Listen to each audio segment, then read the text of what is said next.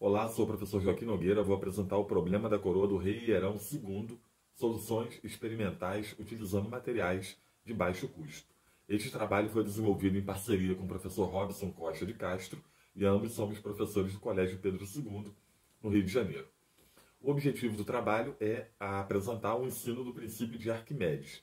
E a gente utiliza aqui duas ferramentas didáticas, um texto histórico que fala sobre a lenda da coroa do rei Hierão e duas práticas experimentais utilizando materiais de baixo custo. Texto histórico conta a lenda que o rei Hierão II de Siracusa, após conquistar o poder, havia entregado determinada quantidade de ouro para que um ourives da região confeccionasse uma coroa que seria colocada em um templo para homenagear os deuses imortais que o teriam ajudado. Ocorre que o rei fora informado que o ourives, espertamente, teria misturado certa quantidade de prata ao ouro durante o processo de fundição do metal para a confecção da coroa. Sem conseguir provar se tal acusação seria verdadeira, Hierão II teria convidado Arquimedes para solucionar o problema. Aqui a gente não dispõe de ouro e prata, então a gente substituiu o ouro por arruelas zincadas e a prata por arruelas de borracha, já que esses dois elementos também têm densidades diferentes. Transpassamos uma linha de costura pelos orifícios, do meio dessas arruelas e formamos esse colar que aparece aí na segunda figura. Então, o objetivo é oferecer este colar para os alunos e pedir que eles determinem a quantidade de arruelas zincadas e de borracha que aí existem, sem contar diretamente quanto de cada uma delas tem no colar. E aí, então, desenvolvemos dois métodos experimentais. O primeiro método é a determinação da massa de arruelas zincadas e de borracha através da medida das massas mergulhadas em água. Então a gente utiliza aí uma balança artesanal. Primeiramente a gente mede o peso da coroa e depois mede o peso da coroa mergulhada em água. A unidade que a gente está utilizando aqui para medida de peso é a arruela zincada.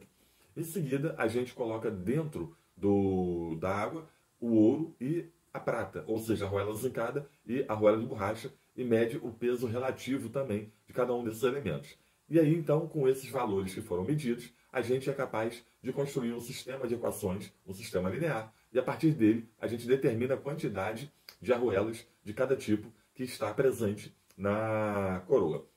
Então, os resultados experimentais mostram aí, os valores reais estão em vermelho e os valores experimentais estão em preto. A gente pode observar que a diferença entre esses valores é muito pequena. Então, o método experimental número 1 é um método bastante satisfatório.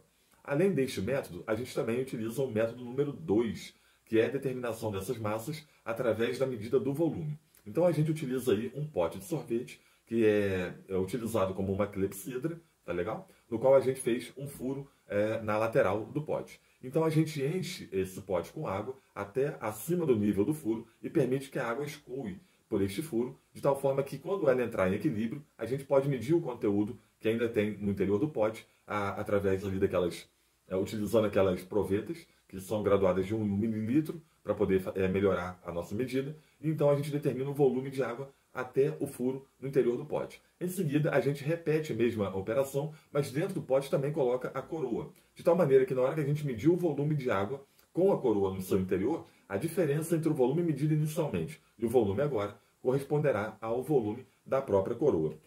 Em seguida, a gente mede o volume do ouro, mede o volume da prata, quer dizer, arruelas zincadas e arruelas de borracha, e através também de um outro sistema linear de equações, a gente é capaz de determinar o valor, a quantidade de cada uma dessas arruelas presentes no nosso experimento, na nossa coroa.